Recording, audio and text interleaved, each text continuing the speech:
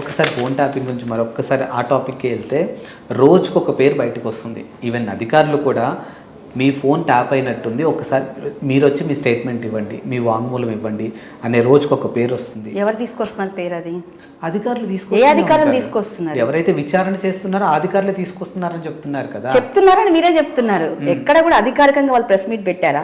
ఎవరు? మీ విచారణ చేస్తున్న అధికారులు ఎక్కడ ప్రెస్ మీట్ పెట్టారా? రీసెంట్ గా ఒక ప్రముఖ ఛానల్ ఓనర్ కూడా ఫోన్ ట్యాప్ అయింది అనే విషయం మీద అధికారులు వెళ్ళి కలిసాడా లేదా? ప్రముఖ ఛానల్లో ఎవరైనా చెప్పండి. ఆ ఛానల్ గురించి నేను చెప్తా కదా. ఎల్లో పచ్చ మీడియా వాళ్ళు తప్ప ఇంకెవరు వచ్చి చెప్తున్నారు? అంటే ఒక పచ్చ మీడియా వాళ్ళకి మాత్రమే ట్యాప్ అయినాయా? ఎందుకు ట్యాప్? అసలు ట్యాప్ అనేది జరగలేదండి. నాకు అర్థం కాదు ఎట్లా జరుగుతాయి. మీకు అదే చెప్తున్నా నేను. ఫోన్ ట్యాపింగ్ అనేది సీక్రెట్ సంస్థ అది. సరే పచ్చ మీడియా వాళ్ళే పక్కన పెట్టండి. అసలు బీఆర్ఎస్ లో ఉన్నటువంటి అప్పుడు అధికారంలో ఉన్నటువంటి ఎమ్మెల్యే భార్యల ఫోన్లు కూడా ట్యాప్ అయినాయి అనే విషయం బయటకు వచ్చింది. బయట ఇదే వీళ్ళు ప్రాపగేట్ చేయడం వల్ల బయటకు వస్తుంది. ఎక్కడ కూడా విచారణ చేస్తున్న అధికారులు ఎక్కడ ప్రెస్ మీట్ పెట్టి పలానా వాళ్ళు ఫోన్లు ట్యాప్ అయినాయి, ఇగో పలానా వ్యక్తి ఫోన్ ట్యాప్ అయింది అని ఎక్కడ చెప్పింది లేదు కదా. ఓకే నిరుష గారు, మీరు చెప్పండి అసలు ఈ ఫోన్ ట్యాపింగ్ అంశం ఎప్పుడు స్టార్ట్ అయింది? అసలు ఇక రేవంత్ రెడ్డికి పిచ్చి చేసినప్పుడు స్టార్ట్ చేస్తాడు. ఎందుకంటే ఆయన ఓటుకు నోటు కేసులో దొరికిపోయిండు. ఎట్లాగో ఆయన మీరు అధికారంలో ఉన్నప్పుడే స్టార్ట్ అయింది ఇది యాక్చువల్ గా. ఒకటండి, ఎప్పుడు స్టార్ట్ అయింది ఫోన్ ట్యాపింగ్ అనేది? ఎవరు చేశారు? ఆ రోజు కూడా ఎవరు చేశారు? అది బయటికి తీసుకొచ్చింది ఎవరు? ఫోన్ ట్యాపింగ్ అనే అంశాన్ని తీసుకొచ్చింది ఎవరు? రేవంత్ రెడ్డి.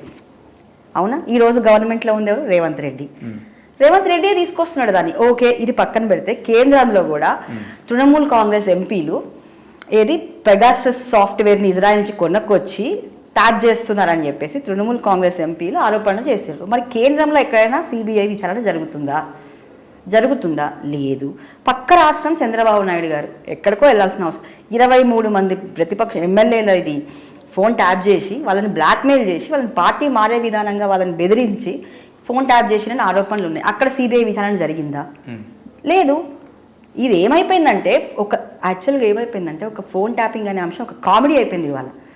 ఎందుకు? అది యాక్చువల్గా సీక్రెట్ ఇంటెలిజెన్స్ వాళ్ళు చేసేది. అది అసలు దాని గురించి మనం మాట్లాడకూడదు. యాక్చువల్లీ అసలు దాని గురించి సంస్థలో ఎవ్వరు కానీ ఒక నార్మల్ పర్సన్ కానీ ఎవరు మాట్లాడకూడదు. సీక్రెట్ ఏజెన్సీ వాళ్ళు చేసే ఇన్వెస్టిగేషన్ అది. దాని మీడియా వాళ్ళు ఎస్పెషల్లీ అలా చేయడం వల్ల ఏమవుతుందంటే దేశ భద్రత కూడా మనము పాకిస్తాన్ వాళ్ళకో ఆఫ్ఘనిస్తాన్ వాళ్ళకో మనమే చెప్తున్నాం.